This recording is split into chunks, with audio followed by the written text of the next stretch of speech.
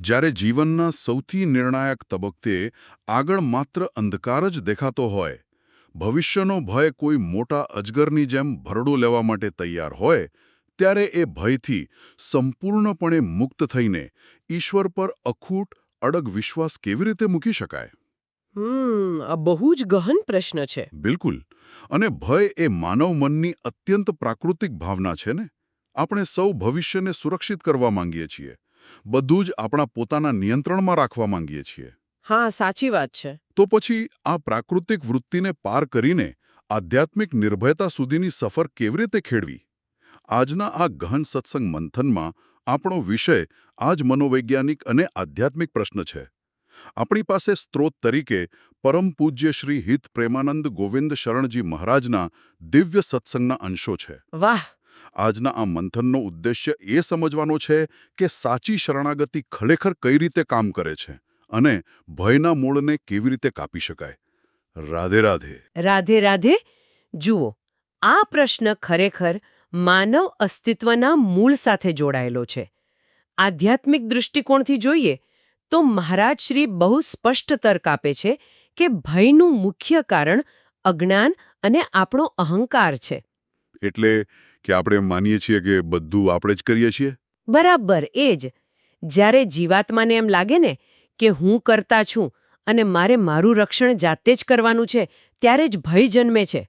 પરંતુ જ્યારે હૃદયમાં પરમાત્મા પ્રત્યેનો પ્રેમ પોતાની ચરમસીમાએ પહોંચે છે, ત્યારે એક અદ્ભુત પરિવર્તન આવે છે. કેવું પરિવર્તન? ભય નામની વસ્તુનું અસ્તિત્વ જ સમૂળઘું ભૂસાઈ જાય છે. મહારાજ શ્રી આ વાતને સમજાવવા પ્રકૃતિના બે ગહન ઉદાહરણો આપે છે. જરા એક પતંગિયાની કલ્પના કરો. પેલા અગ્નિ તરફ આકર્ષાતા પતંગિયાની. હા, બિલકુલ. પતંગિયું સ્પષ્ટપણે જુએ છે કે સામે અગ્નિ પ્રજ્વલિત છે. કદાચ અન્ય પતંગિયા તેમાં બળીને ભસ્મ થઈ રહ્યા છે, છતાં તે અગ્નિ તરફ ખેંચાય છે. અને સૌથી મોટી વાત એ છે કે તેને બળી જવાના ભયનો લેશ માત્ર પણ અહેસાસ નથી હોતો. તે સીધું તેમાં કૂદી પડે છે. પણ જુઓ, અહીં એક બહુ મોટો પ્રશ્ન એ ઉદ્ભવે છે કે શું આ એક પ્રકારની આત્મઘાતી વૃત્તિ નથી?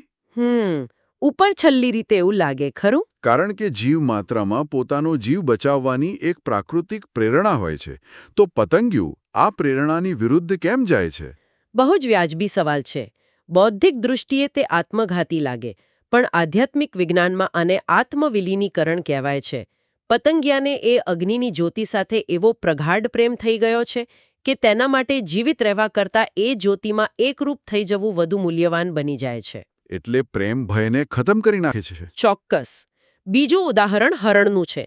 શિકારી જ્યારે વીણા વગાડે છે, ત્યારે હરણ એ નાદમાં એટલું તો ગરકાવ થઈ જાય છે કે તેને એ વાતનો પૂરો ખ્યાલ હોવા છતાં કે આ સ્વરની પાછળ શિકારીનું બાણ છુપાયેલું છે, તે પોતાના પ્રાણ ત્યાગવા તૈયાર થઈને એ તરફ ખેંચાય છે. ઓહ, આ ખરેખર રોમાંચક છે. તાત્પર્ય એ છે કે જે સાધકને ભગવદ માર્ગનો નશો ચડે છે ને, જેના ચિત્તમાં પરમાત્મા પ્રત્યેનો સાચો અનુરાગ પ્રગટે છે, તેને દુનિયાની કોઈ પરિસ્થિતિ, કોઈ નુકસાન કે સાક્ષાત મૃત્યુ પણ ડરાવી શકતા નથી. એટલે કે પ્રેમ મગજના ભયના કેન્દ્રોને સંપૂર્ણપણે નિષ્ક્રિય કરી દે છે. અને આ માત્ર કોઈ કાલ્પનિક કવિતા નથી લાગતી, કારણ કે આ સ્ત્રોતમાં મહારાજશ્રીના પોતાના જીવનનો જે દાખલો છે તે જ આ અવસ્થાની વાસ્તવિક સાબિતી છે. હા, તેમનું ઘર છોડવાનું દૃષ્ટાંત. બિલકુલ.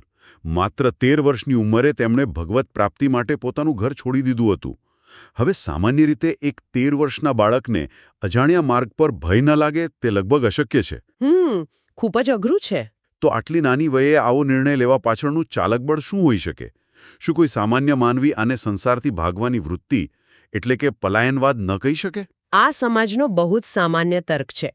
સમાજ ઘણીવાર વૈરાગ્યને પલાયનવાદ સમજી લે છે. પરંતુ પલાયનવાદ એટલે કોઈ દુઃખ કે જવાબદારીથી ડરીને ભાગવું. સાચી વાત છે. જ્યારે મહારાજ શ્રીનું ઘર છોડવું એ કોઈ દુઃખથી ભાગવાનો પ્રયાસ નહોતો. એ પરમ સત્ય તરફની ગતિ હતી. મહારાજ શ્રી વર્ણવે છે કે જ્યારે તેમણે વહેલી સવારે ઘરની દેહલી પાર કરી, ત્યારે તેમના મનમાં ભવિષ્યને લઈને કોઈ અસમંજસ નહોતી. વાહ! તેમના અંતરાત્મામાં માત્ર એક જ દૃઢ વિચાર ગુંજતો હતો કે અહીં ઘરમાં મા ભોજન આપે છે, તો ત્યાં બહાર મારો ઈશ્વર મને ભોજન આપશે. આ અડગ વિશ્વાસ જ સાચી શરણાગતિનો પાયો છે. બિલકુલ. ભય તો ત્યારે લાગે જ્યારે જીવાત્મા ભૌતિક વ્યવસ્થાઓ પર આધાર રાખતો હોય.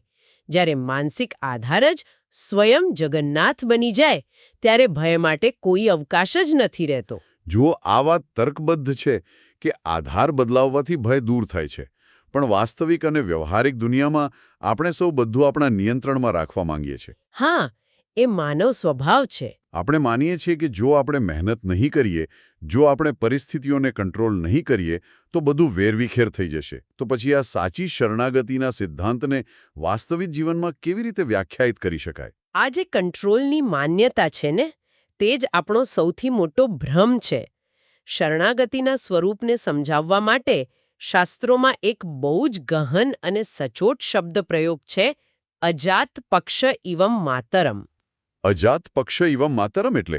આ વિભાવના બહુ જ ઊંડી છે. જરા કલ્પના કરો, એક એવા પક્ષીના નાના બચ્ચાની જેના હજુ પંખ પણ નથી ફૂટ્યા. તે ઉડી શકતું નથી, પોતાનો ખોરાક જાતે શોધી શકતું નથી. સંપૂર્ણ અસહાય. હા.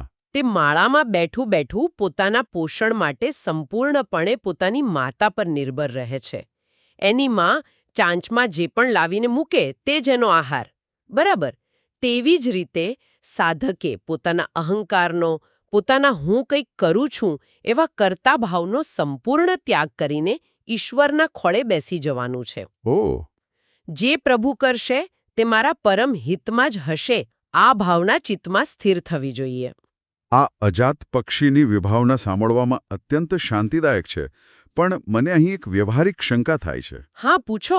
જો કોઈ વ્યક્તિ આધુનિક દુનિયામાં માત્ર માળામાં બેઠેલા બચ્ચાની જેમ જ બેસી રહે અને માને કે ઈશ્વર બધું કરશે, તો શું આ શરણાગતિનો અર્થ કાયરતા કે નિષ્ક્રિયતા નથી થઈ જતો? બહુ જ સાચો સવાલ છે. શું આનો અર્થ એવો નથી થતો કે માણસે પોતાના પ્રયત્નો અને કર્મ છોડી દેવા જોઈએ? જો કોઈ પરિવારનો મોભી એમ વિચારીને કામ પર જવાનું બંધ કરી દે, તો તેના પરિવારનું પોષણ કેવી રીતે થશે? આ શંકા ઉદ્ભવવી બહુ જ સ્વાભાવિક છે. અને મોટાભાગના લોકો શરણાગતિનો અર્થ હાથ પર હાથ ધરીને બેસી રહેવું એવો જ કાઢે છે. પરંતુ મહારાજશ્રીએ સત્સંગમાં આ વિચારનું અત્યંત તાર્કિક રીતે ખંડન કર્યું છે. શરણાગતિ એટલે કર્મથી પલાયન બિલકુલ નથી. તો પછી તે શું છે? ભગવદ્ ગીતામાં કુરુક્ષેત્રના મેદાનમાં અર્જુનની સ્થિતિ યાદ કરીએ. અર્જુન બરાબર એવું જ કહેતો હતો કે મારે આ ભયંકર યુદ્ધ નથી કરવું. હું સંન્યાસ લઈ લઈશ અને ભિક્ષા માગીને જીવન વિતાવીશ. તે પેલું અજાત પક્ષી બનવા માંગતો હતો. હા, એ નિષ્ક્રિય થવા માંગતો હતો. બરાબર. પણ ભગવાન શ્રીકૃષ્ણે તેને શું કહ્યું? જો શરણાગતિનો અર્થ હાથ પર હાથ ધરીને બેસી રહેવાનો હોત, તો ભગવાને અર્જુનને હથિયાર નીચે મૂકી દેવા કહ્યું હોત ને? ખરું, પણ ભગવાને તો તેને ઊભો કર્યો અને લડવા માટે પ્રેર્યો. તો પછી અહીં અજાત પક્ષીનો ભાવ અને યુદ્ધ કરવાના આદેશ વચ્ચે સુમેળ કેવી રીતે બેસે છે? આ બંને વાતો તો પરસ્પર વિરોધી લાગે છે. અહીં જ આધ્યાત્મિકતાની સૌથી મોટી ચાવી છુપાયેલી છે. ભગવાને આદેશ આપ્યો કે મમનુસ્મર યુદ્ધ ચ, એટલે કે શરણાગતિ સ્વીકારીને તારા હૃદયમાં મારું નિરંતર સ્મરણ કર અને પૂરી તાકાતથી યુદ્ધ કર. અદ્ભુત. શરણાગતિ એ બાહ્ય નિષ્ક્રિયતા નથી, એ આંતરિક અવસ્થા છે. સાચો ભક્ત અત્યંત શૂરવીર હોય છે. તે પોતાના કોઈ પણ કર્તવ્યથી ભાગતો નથી. એટલે કે ફરક માત્ર આંતરિક ભાવનો છે. બિલકુલ. સામાન્ય માણસ કર્મના ફળની ચિંતાથી ગ્રસિત થઈને કામ કરે છે, જ્યારે શરણાગત ભક્ત કર્મોનું પરિણામ અને કર્તાભાવ ઈશ્વરને સોંપી દે છે. તે પોતાને માત્ર ઈશ્વરના હાથનું એક સાધન માને છે. જેમ પેન જાતે નથી લખતી, લખનાર બીજો હોય છે, તેવી જ રીતે સાધક કર્મ પૂરી ઊર્જાથી કરે છે, પણ અંદરથી તે પેલા અજાત પક્ષીની જેમ જ નિશ્ચિંત હોય છે. આ સ્પષ્ટતા બહુ જ જરૂરી હતી. એટલે કે આપણે કર્મ તો કરવાના જ છે, પણ પરિણામના ભારથી મુક્ત થઈને. હા. પણ જુઓ, આ આંતરિક વિશ્વાસ વાસ્તવિક દુનિયામાં કેવી રીતે કામ કરે છે તેનું કોઈ સચોટ ઉદાહરણ સ્ત્રોતમાં જોવા મળે છે? કારણ કે જ્યારે ખરાબ સમય આવે, ખરેખર પેટમાં ભૂખની આગ લાગે, ત્યારે ભલભલાની શ્રદ્ધા ડગમગવા માંડે છે. ચોક્કસ. અને આ સિદ્ધાંતને સાબિત કરવા મહારાજશ્રીના પોતાના જીવનનો પેલો નાગેશ્વર મહાદેવના મંદિરનો પ્રસંગ બહુ જ નિર્ણાયક છે. ઘર છોડ્યા પછી તેઓ ચાલતા ચાલતા એક એકાંત જંગલમાં આવેલા નાગેશ્વર મહાદેવના મંદિરે પહોંચ્યા. બપોરના 12 વાગ્યા હતા અને સખત ભૂખ લાગી હતી. અને તેમની પાસે તો કોઈ વ્યવસ્થા પણ નહોતી. હા, કારણ કે અત્યાર સુધી તેઓ વિદ્યાર્થી જીવન જીવ્યા હતા, એટલે તેમને ભિક્ષા માંગવાની કોઈ પ્રથા કે કળા નહોતી આવડતી. તેઓ માત્ર શિવલિંગ પાસે ચૂપચાપ બેસી રહ્યા. આ એ જ ક્ષણ હતી જ્યાં તેમની પેલા અજાત પક્ષીવાળી શરણાગતિની આકરી કસોટી થવાની હતી. આવી કપરી પરિસ્થિતિમાં જ્યારે આસપાસ કોઈ ન હોય અને માંગવાની વૃત્તિ પણ ન હોય, ત્યારે પ્રકૃતિ કેવી રીતે માર્ગ કાઢે છે? અહીં શ્રદ્ધા અને સમન્વયનું વિજ્ઞાન કામ કરે છે. અચાનક ત્યાં એક અજાણ્યો વ્યક્તિ આવ્યો. તેણે મહારાજ શ્રીને પૂછ્યું કે અહીં એક સૂરદાસ બાબા રહેતા હતા, કોઈ તેમને ઓળખે છે? અચ્છા. મહારાજ શ્રીએ કહ્યું કે તેઓ તો હમણાં જ અહીં આવ્યા છે અને કોઈને ઓળખતા નથી. એટલે પેલા વ્યક્તિએ કહ્યું કે હું એમના માટે ગામડામાં પકાવેલું 1 લીટર સાકરવાળું સરસ મજાનું લાલ દહીં લાવ્યો હતો. હવે બાબા તો અહીં છે નહીં અને મારે આ દહીં ઘરે પાછું નથી લઈ જવું, તો આ દહીં તમે જ પી લો. અરે વાહ! કોઈ પાસે માંગ્યા વિના એકાંત જંગલમાં પહેલી ભિક્ષા તરીકે 1 લીટર મીઠું દહીં મળવું? બિલકુલ. આ કોઈ સામાન્ય સંયોગ નહોતો. આ સ્વયં ઈશ્વરની વ્યવસ્થા હતી. આ પ્રસંગ પછી મહારાજ શ્રીને એવો દૃઢ વિશ્વાસ થઈ ગયો કે હવે આજીવન કોઈ પણ સંજોગોમાં ઈશ્વર જ તેમનું ભરણ પોષણ કરશે. આ પ્રસંગ દર્શાવે છે કે જ્યારે અહંકાર શૂન્ય થાય છે, ત્યારે અસ્તિત્વ સ્વયં તમારી જરૂરિયાતો પૂરી કરવા આગળ આવે છે. હવે આ તો થઈ ભૌતિક જરૂરિયાતની વાત. પરંતુ સાધનાના માર્ગમાં અન્ય પડકારો પણ આવે છે. આપણે વારંવાર સાંભળીએ છીએ કે સાધક જ્યારે આધ્યાત્મિક માર્ગે આગળ વધે છે, ત્યારે માયા તેને ડગાવવા માટે મોટા પ્રલોભનો ફેંકે છે. રિદ્ધિ, સિદ્ધિ કે પછી અપ્સરાઓ. શું વાસ્તવમાં સાધકના મનોબળને તોડવા માટે આવી કસોટીઓ થાય છે ખરી? આ મુદ્દા પર મહારાજ શ્રીએ માનવ અહંકાર પર બહુ જ મોટો અને વાસ્તવિક કટાક્ષ કર્યો છે. ઘણીવાર સાધકોને એવો અહંકાર થઈ જાય છે કે તેમની તપસ્યા ભંગ કરવા સ્વર્ગમાંથી અપ્સરાઓ આવશે. પણ મહારાજ શ્રી અરીસો બતાવતા કહે છે કે આજના સમયમાં કોઈ અપ્સરાઓ કે રિદ્ધિ સિદ્ધિ સાધક પાસે નથી આવતી. એવું કેમ? અરે બાપરે! આજનો સામાન્ય માનવી તો માત્ર 100 કે 500 રૂપિયાની નજીવી લાલચમાં અથવા તો નાનકડી પ્રતિષ્ઠાની ભૂખમાં જ પોતાના સિદ્ધાંતો અને ઈશ્વરને નેવે મૂકી દે છે. જે માણસ માત્ર થોડા રૂપિયા કે ખોટી વાવાઈમાં વેચાઈ જતો હોય, તેના માટે બ્રહ્મલોકની અપ્સરાઓએ નીચે આવવાની તસ્દી લેવાની જરૂર જ ક્યાં છે? અરે બાપરે! આ ખરેખર માનવ મનની નબળાઈ પર બહુ જ સચોટ પ્રહાર છે. બિલકુલ. જો આપણું ચારિત્ર્ય આટલું સસ્તું હોય તો મોટી કસોટીનો તો પ્રશ્ન જ ઊભો નથી થતો. પણ જે ઉચ્ચ કોટીના સાધકો છે, જેઓ ખરેખર પ્રલોભનોથી પર છે, તેઓ આ માયાને કેવી રીતે પાર કરે છે? આની પાછળનું મનોવિજ્ઞાન એ છે કે પ્રલોભન ત્યારે જ અસર કરે છે જ્યારે અંદર કોઈ ખાલીપો હોય. મહારાજ શ્રી આ સમજાવવા એક દેશભક્ત સૈનિકનું શક્તિશાળી ઉદાહરણ આપે છે. સૈનિકનું ઉદાહરણ? હા, જુઓ, એક સાચો રાષ્ટ્રભક્ત સૈનિક દુશ્મનની કોઈ પણ આર્થિક લાલચમાં આવીને દેશ સાથે ગદ્દારી કરતો નથી. તેને પોતાના રાષ્ટ્ર સાથે એટલો પ્રેમ છે કે તે લાલચને ઠુકરાવીને છાતી પર ગોળી ખાવા તૈયાર રહે છે. તેવી જ રીતે જે સાધકના ચિત્તમાં માત્ર ભગવાન જ વસી ગયા છે, તેનું અંતઃકરણ એટલું ભરાયેલું હોય છે કે ત્રણેય લોકના સુખો તેના માટે ઝેર સમાન બની જાય છે. એટલે કોઈ ખાલી જગ્યા જ નથી બચતી? સાવ સાચી વાત.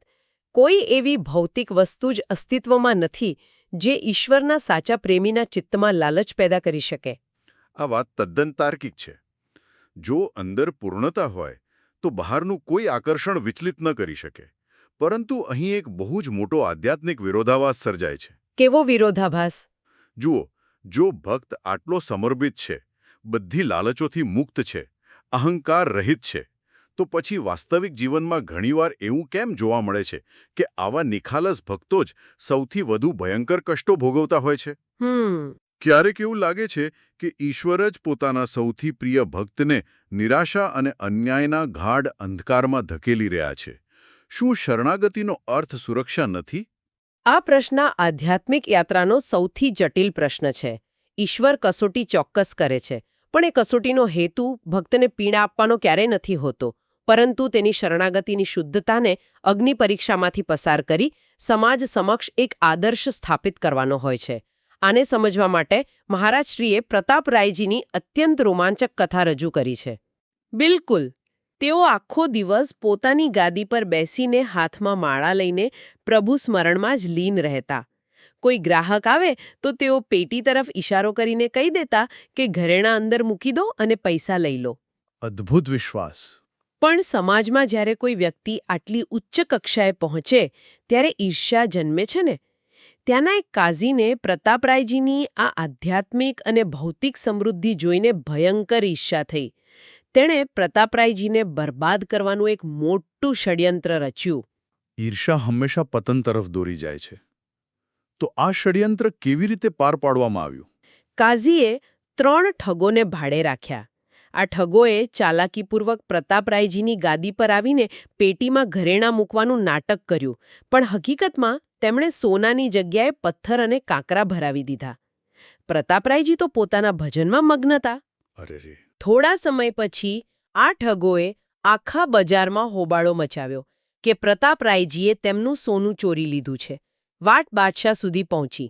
કાઝીએ બળતામાં ઘી હોમ્યું અને બાદશાહ પાસે ફરમાન જારી કરાવ્યું. પરિણામ એ આવ્યું કે પ્રતાપરાયજીની આખી જિંદગીની પ્રમાણિક કમાણી, તેમની તમામ સંપત્તિ જપ્ત કરી લેવામાં આવી. અને તેમને સજા થઈ. હા, તેમને ચોર સાબિત કરીને કારાવાસની અંધારી ઓરડીમાં ધકેલી દેવામાં આવ્યા. આ તો અત્યંત અન્યાયપૂર્ણ અને હૃદયદ્રાવક સ્થિતિ કહેવાય. એક એવી વ્યક્તિ જેણે આખી જિંદગી માત્ર ભક્તિ અને પ્રમાણિકતા જ કરી હોય, તેના પર આવો કલંક લાગે. બરાબર. કારાવાસના એક ગાઢ અંધકારમાં જ્યાં સમાજે અપમાન કર્યું છે, સંપત્તિ છીનવાઈ ગઈ છે, આવી સ્થિતિમાં કોઈ પણ સામાન્ય જીવાત્માનું મનોબળ તૂટી જાય. મહારાજશ્રી સ્ત્રોતમાં જણાવે છે કે પ્રતાપરાયજી જેલમાં ચોધાર આંસુએ રડી રહ્યા હતા. સામાન્ય મનોવિજ્ઞાન પ્રમાણે વ્યક્તિ પોતાની છીનવાયેલી સંપત્તિ કે નષ્ટ થયેલી આબરૂ વિશે વિચારીને જ રડતો હોય. શું પ્રતાપરાયજી પણ આ જ લૌકિક દુઃખના કારણે રડતા હતા? અને બરાબર અહીં જ એક સામાન્ય માનવી અને ચરમ શરણાગતિ પામેલા ભક્ત વચ્ચેનો મનોવૈજ્ઞાનિક ભેદ છતો થાય છે. પ્રતાપરાયજી એ અંધારી કોટડીમાં બેઠા બેઠા પોતાની નષ્ટ થયેલી સંપત્તિ કે આબરૂ માટે નહોતા રડી રહ્યા. તેમનું દુઃખ કંઈક અલગ જ સ્તરનું હતું. તો પછી તેઓ શા માટે રડતા હતા? તેઓ એ વાતથી પીડાતા હતા કે જ્યારે સૈનિકોએ તેમનો બધો જ સામાન જપ્ત કર્યો ત્યારે તેમના દેવઘરમાં બિરાજમાન તેમના પ્રાણપ્રિય ઇષ્ટદેવ, તેમના ઠાકુરજી, હા, તેમના ઠાકુરજી, જેમના પર સોનાના આભૂષણો હતા, તેમને પણ ઉઠાવીને રાજકોષમાં એટલે કે ખજાનાની અંધારી ઓરડીમાં બંધ કરી દેવામાં આવ્યા હતા. ઓહ, એટલે કે તેમને પોતાની પીડાની કોઈ ચિંતા નહોતી, પણ પોતાના પ્રભુની સ્થિતિની ચિંતા હતી. બિલકુલ. આ તો અહંકારના સંપૂર્ણ વિલીનીકરણનું ઉદાહરણ છે. પ્રતાપરાયજી ચોધાર આંસુએ ઈશ્વરને પોકાર કરતા હતા કે હે પ્રભુ, મને આ જેલ મળી એનું મને લેશ માત્ર દુઃખ નથી. સમાજે મારું અપમાન કર્યું તેનો પણ કોઈ રંજ નથી. પણ મારું હૃદય એ વિચારીને ફાટી રહ્યું છે કે હવે પેલા સરકારી ખજાનામાં તમારી આરતી કોણ કરશે? ખરેખર હૃદયસ્પર્શી વાત છે આ. સવારે તમને પ્રેમથી જગાડીને તમારી મંગળા સેવા કોણ કરશે? સમયસર તમને રાજભોગ કોણ ધરાવશે? પ્રતાપરાયજીએ સંકલ્પ લીધો કે જો પ્રભુની સેવા નહીં થાય તો તેઓ એ જેલમાં જ અન્નજળનો ત્યાગ કરીને પોતાના પ્રાણ છોડી દેશે. આ પ્રસંગ દર્શાવે છે કે સાચી ભક્તિમાં ભક્ત પોતાને સંપૂર્ણપણે ભૂલી જાય છે. શરણાગતિ એટલે પોતાનું અસ્તિત્વ ઈશ્વરના કેન્દ્રમાં ભેળવી દેવું. તો પછી આ આત્યંતિક શરણાગતિનું પરિણામ શું આવ્યું? પ્રકૃતિ અથવા ઈશ્વરે આ અન્યાયનો ઉત્તર કેવી રીતે આપ્યો? આવા નિસ્વાર્થ અને પવિત્ર પ્રેમની ઉર્જા એટલી પ્રચંડ હોય છે ને કે તે બ્રહ્માંડના નિયમોને પણ બદલી શકે છે. પ્રતાપરાયજીનો આ પોકાર સાંભળીને સ્વયં ભગવાન તે જેલની અંધારી કોટડીમાં પ્રગટ થયા.